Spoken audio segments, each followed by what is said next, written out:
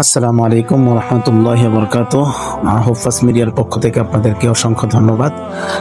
এখন আপনাদেরকে দেখাতে যাচ্ছি যে নবী করিম সাল্লাল্লাহু আলাইহি সাল্লাম এবং সাহাবায়ে কেরাম রাদিয়াল্লাহু তাআলা আনহুম আজমাইন তারা কিভাবে কত কষ্ট করে কূপ থেকে পানি উঠাইতেন এবং সেখান থেকে পানি উঠায় পান করতেন। দেখেন আগের যুগের কূপ কেমন ছিল, কত কষ্ট করে তার পানি উঠাইতো, এখান থেকে পানি উঠাইতেন এবং পানি পান করতেন। আমরা তো অনেক সুবিধা হয়েছে আমাদের জন্য, মোটর রয়েছে, কলের চাপ দেওয়ার লগে লগে পানি বের হয়, কিন্তু দেখেন তারা কত কষ্ট করে এখান থেকে পানি উঠেছে, অনেক কষ্ট করে তারা এখান থেকে পানি উঠাইতো, পানি পান করত। এরপর এখান থেকেই কত কষ্ট করে নিজেদের জীবন যাপন অতিবাহিত করত এবং দ্বীনের দাওয়াত ছড়িয়ে দিত।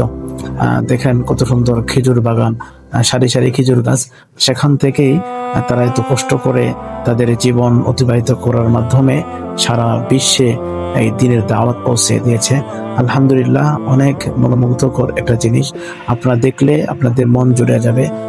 আসলে কি বলবো, ভাষা হারিয়ে ফেলেছি, না দেখলে এর অনুভূতি কখনোই প্রকাশ হবে না। আলহামদুলিল্লাহ, খুব সুন্দর একটা দৃশ্য। সবাই ভালো থাকেন, সুস্থ থাকেন, বিশেষ করে আমার জন্য খাস করে একটু দোয়া করবেন।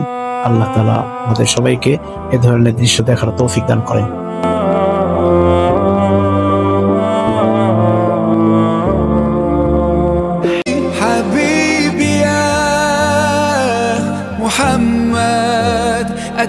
চলেন এবার আপনাদেরকে আমরা দেখাবো হচ্ছে উম্মুল মুমিনিনদের ঘর, অর্থাৎ রাসূল সাল্লাল্লাহু আলাইহি সাল্লামের স্ত্রীগণ কিভাবে থাকতেন, কোন রুমের মধ্যে থাকতেন, এই বিষয়টা ইনশাআল্লাহ আমরা আপনাকে দেখাবো। চলেন, এই যে দেখেন, এই যে রুমটা আপনারা দেখতে পাচ্ছেন, এটা হচ্ছে উম্মুল মুমিনিনদের ঘর।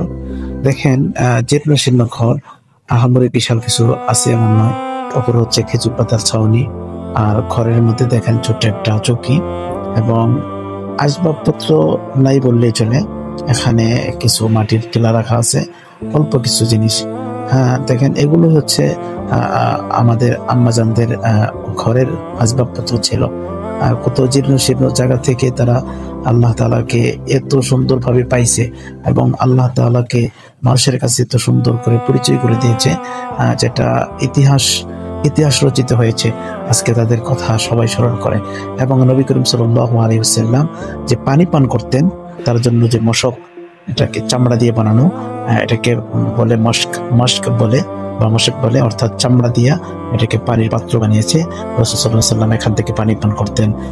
এটা চামড়া দিয়ে বানানো, আল্লাহ রাসূল সাল্লাল্লাহু আলাইহি ওয়াসাল্লাম এখান থেকে পানি পান করতেন, এখানে পানি রাখতেন এবং এখান থেকে পানি পান করতেন। খুব মনোমুগ্ধকর জিনিস, আপনারা দেখতে থাকুন ইনশাআল্লাহ। পরবর্তীতে আস্তে আস্তে সবকিছুই আমি দেখানোর চেষ্টা করবো ইনশাআল্লাহ। আমরা সবাই ভালো থাকেন, সুস্থ থাকেন। আসসালামু আলাইকুম ওয়া রাহমাতুল্লাহি ওয়া বারাকাতুহু।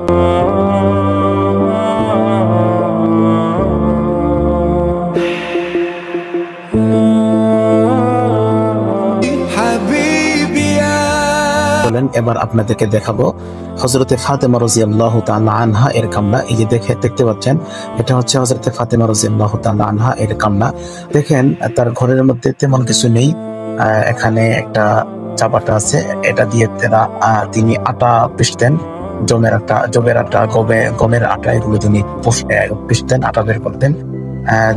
ঘরের মধ্যে কিন্তু তেমন কোনো আসবাবপত্র নাই। দেখেন ইনি হচ্ছেন জান্নাতি সর্দারনী হবে, অর্থাৎ জান্নাতের একজন সর্দারনী হয়েও তিনি তার ঘরের মধ্যে তেমন কিছু নাই, সামান্য কিছু নেই, তিনি সন্তুষ্ট ছিলেন এবং আল্লাহ তাআলার নৈকট্য, সর্বোচ্চ নৈকট্য লাভ করেছেন। ইনি হচ্ছেন হযরত ফাতেমা রাদিয়াল্লাহু তাআলা আনহা, আমাদের প্রিয় নবী মুহাম্মদ সাল্লাল্লাহু আলাইহি সাল্লামের কলিজার টুকরা, নয়নের মণি মেয়ে।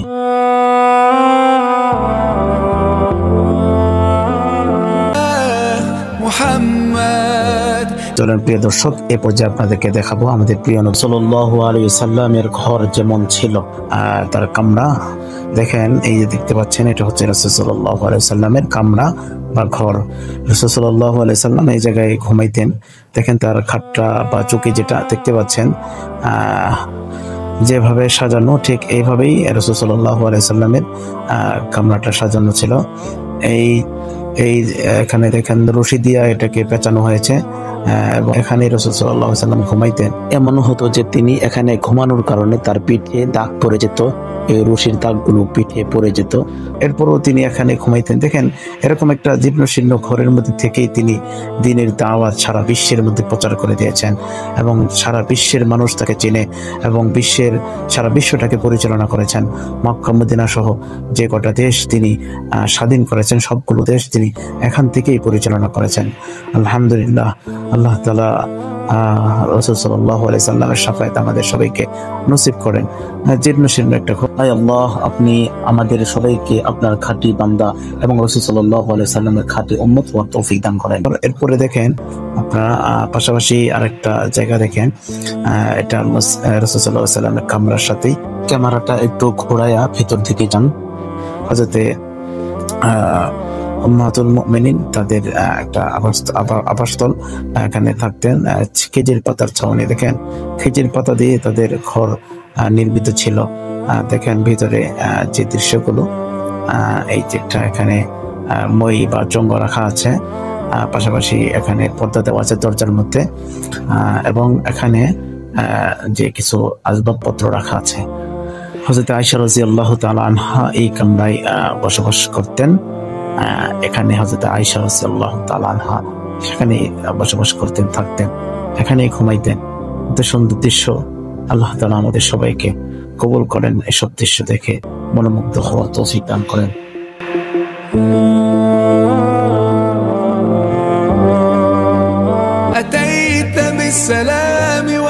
প্রিয় দর্শক, এ পর্যায়ে আপনাদেরকে আমি দেখাবো প্রাচীনতম মসজিদে নববী। এই যে দেখতে পাচ্ছেন, এটা হচ্ছে মসজিদে নববী। রাসূল সাল্লাল্লাহু আলাইহি ওয়াসাল্লাম এখান থেকে খুতবা দিতেন, এবং মসজিদে নববী এখানে দেখেন খেজুর গাছ দ্বারা মসজিদটিকে নির্মাণ করা হয়েছে, এবং এখানে একটা লাঠিও রাখা আছে দেখেন, এবং উপরে হচ্ছে খেজুর পাতার ছাউনি দ্বারা এটাকে নির্মিত করা হয়েছে। মাটির দেওয়াল দেখতে পাচ্ছেন, খুব সুন্দর।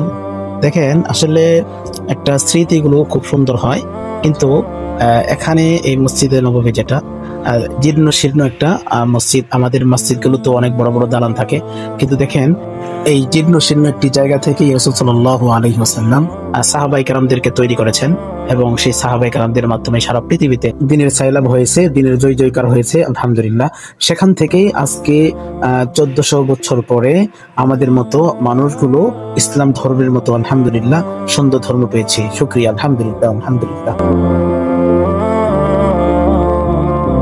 আলহামদুলিল্লাহ। আমি এখন যে জায়গায় উপস্থিত হয়েছি এটা হচ্ছে মসজিদে নববীর একটা বিশেষ অংশ, অর্থাৎ রাসূল সাল্লাল্লাহু আলাইহি সাল্লামের জামানায় যে মসজিদে নববী ছিল, সেই মসজিদে নববীর একটা বিশেষ অংশ এখানে উপস্থাপন করা হয়েছে। আলহামদুলিল্লাহ, খুব সুন্দর। দেখেন রাসূল সাল্লাল্লাহু আলাইহি সাল্লাম এমন দেশের মধ্যেই, এমন জায়গার মধ্যেই রাসূল সাল্লাল্লাহু আলাইহি সাল্লাম তার সাহাবায়ে কেরামদেরকে তালিম দিতেন, শিক্ষা দিতেন। আলহামদুলিল্লাহ, খুব সুন্দর একটা জায়গা।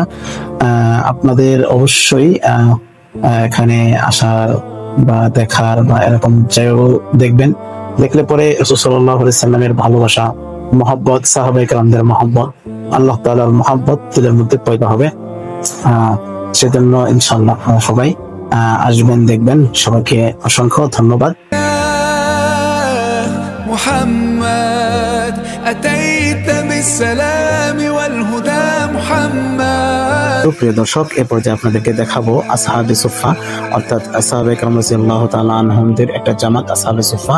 তারা রাসূল সাল্লাল্লাহু আলাইহি সাল্লামের কাছ থেকে যে তালিম নিতেন, তাঁবুর নিচে বসে, এই তাঁবু হচ্ছে এটা, এরকম তাঁবুর ভিতরেই তারা আসহাবে কেরাম রাদিয়াল্লাহু তাআলা আনহুম আসহাবে সুফারা এখান থেকে তালিম নিতেন, তারা এখানে বসবাস করতেন, এবং রাসূল সাল্লাল্লাহু আলাইহি ওয়াসাল্লাম কখন আসবেন তাদের এখানে, তার জন্য চাতক পাখির মতো তারা অপেক্ষা করতে থাকতেন, তাকিয়ে থাকতেন যে রাসূল সাল্লাল্লাহু আলাইহি ওয়াসাল্লাম কখন আসবে। আসহাবে সুফার তাঁবুর পাশেই ছিল কূপ। আসেন আপনাদেরকে সেই কূপটাও একটু দেখাই, যে কূপ থেকে সাহাবায়ে কেরামরা এখান থেকে পানি উঠাইতেন এবং সেই পানি পান করতেন। কত মনোমুগ্ধকর আসলে, দেখেন তারা কত কষ্ট করে এখান থেকে পানি উঠাইতেন। আমরা তো হচ্ছে কলটেপ ছেড়ে দিয়ে এখান থেকে অজু করি, তারপরেও আমাদের কাছে অনেক সময় অনেক কষ্ট মনে হয়। কিন্তু এখান থেকে তারা রশির মাধ্যমে, দড়ির মাধ্যমে এখান থেকে পানি উঠাইতেন এবং সেই পানি তারা পান করতেন এবং গোসল করতেন। আসলে তারা কত কষ্ট করেছে দেখেন, তারা এত কষ্ট করেছে শুধুমাত্র দিনকে প্রচারের জন্য এবং দিন শিক্ষার জন্য। তারা দিন শিখেছেন এবং দিন ছড়িয়েছেন, সারা পৃথিবীতে এই দিনের আলো ছড়িয়ে দিয়েছেন।